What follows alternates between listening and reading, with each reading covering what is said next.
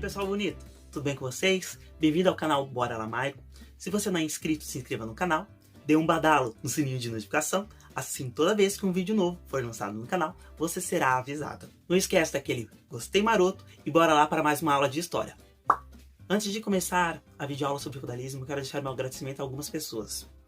Matheus Soares, Kevin Leandro, Juan Senck, os irmãos Davi e Samuel Müller, e entre tantos outros que me deram apoio nesse momento. Vitor Cardoso, por ajudar a divulgar o canal. Matheus Soares, por ajudar nas thumbnails. Então, sozinho, não sou nada, dependo do auxílio e da ajuda de vocês. A aula de hoje será sobre feudalismo. Para entender como esse sistema político, social e econômico que predominou durante a Idade Média funciona, é necessário que a gente remonte às suas origens para aprender um pouquinho e estudar com profundidade as suas características. Com a queda do Império Romano em 476, pelos povos de origem bárbaras, nós sabemos que dois sistemas de contrato entre aqueles que detêm poder e aqueles que precisam de terra para trabalhar e sustentar vão surgir. Em Roma, nós vamos ter o sistema de colonato, que é a relação, um contrato entre aqueles detentores de terra com aqueles que precisam de trabalho e de terra para sobreviver. Dessa relação de troca de trabalho por terra, nós chamamos de colonato.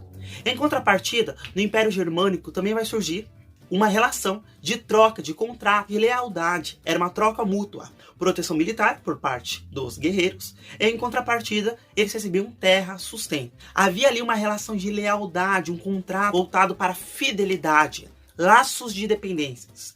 Acabavam tendo acordos que beneficiavam ambos os lados. Então, da união do colonato com o comitatus, surge um sistema que vai eclodir e vai se espalhar, se tornar popular por toda a Idade Média, que nós vamos chamar de feudalismo. Após a queda de Roma, em 476, as pessoas percebem que viver nas cidades era algo muito perigoso.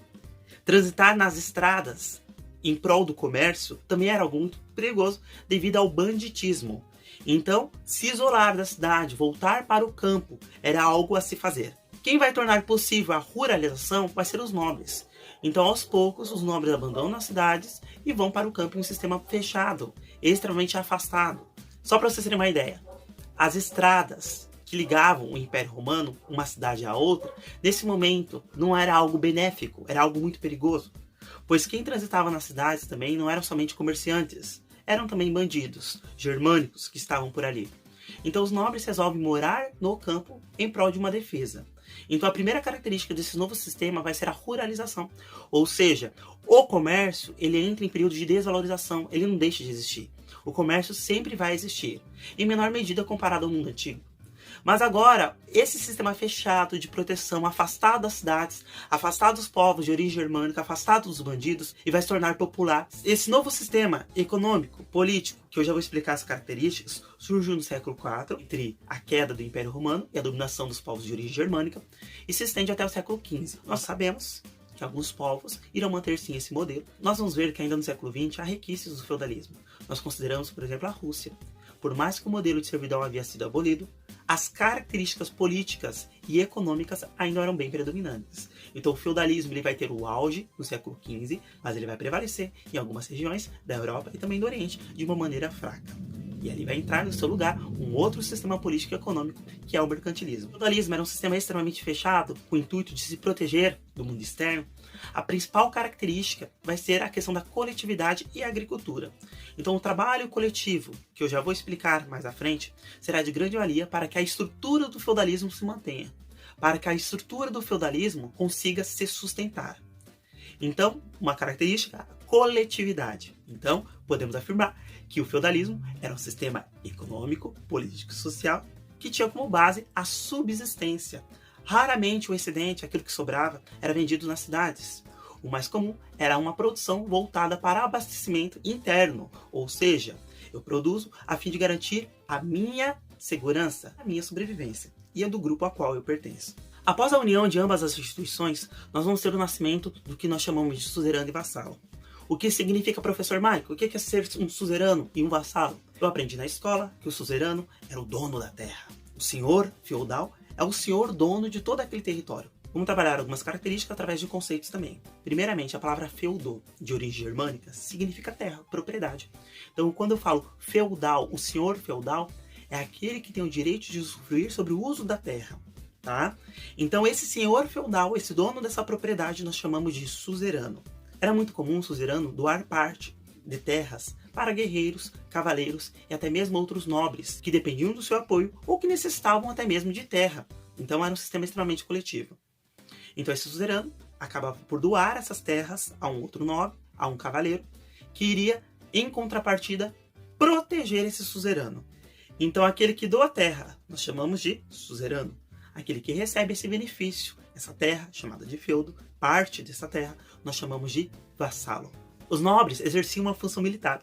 Isso lembra demais aos guerreiros lá do Comitatus, que estabelecia laços de dependência, de apoio mútuo entre os chefes militares. E o senhor feudal, aqui o suzerano, vai lembrar demais as características dos chefes das tribos. Então o feudalismo ele vai ter as suas origens tanto no colonato romano como no comitatus de origem germânica. Então uma característica do feudalismo também é a imobilidade. Uma vez que você nasceu servo, você vai morrer servo. Dificilmente havia casamento, por exemplo, entre um nobre e um servo. Um exemplo bem exagerado. A filha de um rei se apaixonou por um servo. Era comum ela descer o nível, ela deixar de ser a princesa e se tornar uma serva. O comum, na verdade, era a morte da princesa. Essa questão de ascensão social no feudalismo ele não existia. Houveram, sim, os seus casos, mas são as exceções que fugiram à regra. Então o comum era um artesão morrer como artesão, um nobre morrer como nobre, assim como um clérigo morrer como um clérigo. Então, o feudalismo deve ser dividido em três principais classes sociais. O clero, representantes da igreja, do latim oratores, aqueles que oram, aqueles que cuidam das questões religiosas. Nós vamos ter os nobres, os cavaleiros, os suzeranos, os senhores feudais, que do latim nós chamamos de belatores. Belatores significa aquele que protege. Então a função do nobre era proteger toda a sociedade a qual ele faz parte. E por fim, nós vamos ter os camponeses, os servos, que eram chamados do latim laboratores. Laborator significa aquele que se sacrifica, aquele que trabalha em prol do grupo. Então o clero, ele ora em prol do grupo. Os nobres protegem a comunidade. E os servos garantem a subsistência, a alimentação, através da força do seu trabalho. Então cada classe social tinha responsabilidade sobre a sua função. Orar, proteger e trabalhar. Oratores, belatores e laboratores. Se o coletivismo é uma característica desse sistema fechado, isso significa que toda ação indivíduo estava voltada para a responsabilidade coletiva. Os servos que garantiam o sustento da sociedade tinham algumas obrigações. Vamos trabalhar aqui 4 obrigações dos servos dentro desse sistema coletivo. Vamos pontuar então essas obrigações: corveia, banalidades, mão morta e atalha. A obrigação chamada corveia consistia no trabalho de 2 a 5 vezes por semana, de maneira gratuita pelo servo, nas terras do senhor feudal. Então a obrigação, chamada corveia, consistia no trabalho do camponês nas terras do senhor feudal, nas terras do manso senhorial, de uma maneira gratuita. De 2 a 5 vezes por semana, o servo tinha que prestar serviços voluntários como uma espécie de pagamento pela terra doada, recebida pelo seu senhor. Então a corveia era o imposto pago pelo usufruto da terra através de trabalho de 2 a 5 vezes por semana nas terras do senhor feudal, seja abrindo estradas, construindo pontes, garantindo a manutenção do castelo. A segunda obrigação, tão importante como a corveia, era chamada de banalidades. O camponês não tinha forno para assar o pão, o camponês não tinha um arado para arar a terra, o camponês não tinha um moinho para moer os grãos. Todas as ferramentas senhoriais estavam dispostas para o camponês também, desde que o mesmo pagasse por uma taxa. Então um aluguel, podia ser em produção, um aluguel sobre o uso das ferramentas senhoriais por parte dos camponeses era chamado de banalidades. A terceira obrigação era chamada de talha. A pequena produção do camponês, que às vezes mal dava para sustentar sua família, deveria ser entregue 50% ao senhor feudal. Então toda a produção ali no manso, na pequena terra do camponês, deveria ser entregue ao senhor feudal. Então a talha era a entrega de parte da produção do camponês para o senhor feudal, que chegava ali cerca desses 50% de toda a produção dos camponeses. E por fim nós vamos ter a mão morta. Quando esse camponês resolveu virar servo de um senhor feudal, houve todo ali um contrato, Lembra lá da lealdade do comitatus? Como funcionava a cerimônia para alguém se tornar vassalo, para alguém se tornar ali servo?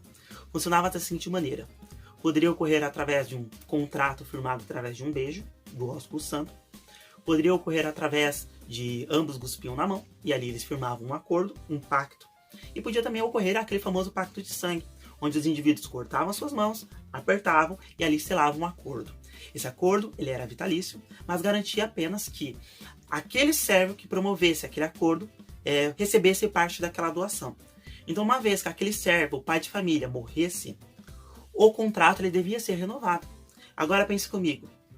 O filho, a esposa, os netos ficaram naquela terra. Então, logo, eles teriam que pagar imposto a fim de garantir a sua hospedagem, garantir a continuidade do trabalho.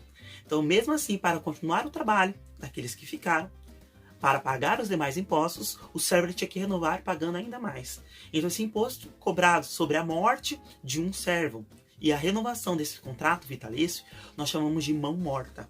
Então, mão morta é quando, por exemplo, meu pai faleceu, o acordo foi feito com ele, a fim de garantir a minha situação de servo nessas terras, eu vou ter que renovar esse contrato através dessa taxa chamada mão morta. Essas eram as 4 principais obrigações entre o senhor feudal e os seus servos. Por mais que a sociedade feudal tivesse o rei, nós estamos falando de vários senhores feudais que garantem certa autonomia sobre o seu feudo, sobre a sua propriedade. Então o poder do rei ele existe, mas é um poder extremamente simbólico, pois o rei ele não passa também de um grande senhor feudal. Então havia influência política do rei sobre os demais nobres, mas nós estamos falando de um sistema cuja característica também é a descentralização do poder. Então o poder não está concentrado nas mãos apenas desse rei, mas agora o poder ele está fragmentado, dividido entre os senhores feudais. Então a principal característica da política nos tempos do feudalismo é a descentralização do poder. Ou seja, o rei era um poderoso suzerano, com muitos vassalos, que lhe juravam fidelidade. Algumas curiosidades à parte. Lembra que eu falei para vocês que os camponeses, os servos, tinham uma série de obrigações? Fui pontuando uma por uma. Corvéia, banalidades, talha, mão morta. Isso ligava esse camponês a essa terra de uma maneira a qual ficasse preso a essa terra. Então, a relação estabelecida entre o senhor feudal com os seus subordinados era uma relação vitalícia para toda a vida. Tá? Isso aí vai lembrar demais a característica do comitatus. Entretanto, era muito comum o excedente, quando ocorria por parte dos servos, a produção servil, que era muito pequena comparada à produção do senhor feudal, era muito comum eles irem para a cidade vender esse excedente. Era comum, por exemplo, os servos venderem sal, em algumas regiões da Europa Ocidental. Quem vai deter grande influência na sociedade feudal vai ser a igreja. Quem é a igreja nesse momento? 1/3, se a gente colocar num gráfico aqui do lado, 1/3 de todas as terras que pertenciam à Europa eram terras sob tutela da igreja. Então a igreja era muito poderosa. 1/3 de toda a propriedade europeia pertencia à igreja. Então a igreja era aquela responsável por manter e cuidar do sagrado, e também responsável por deter o conhecimento. Raros eram os nobres que podiam ler e escrever. Raros eram os nobres que tinham uma produção intelectual. Então quem vai deter o controle também da produção intelectual, tanto da história como da filosofia, nesse momento, durante o período medieval, vai ser também a Igreja Católica Apostólica Romana. Então, resumindo, o feudalismo é um sistema político, social e econômico predominante durante toda a Idade Média, baseado na troca de terra por trabalho, obrigações por proteção. A aula chega no fim, fica com Deus e é nóis!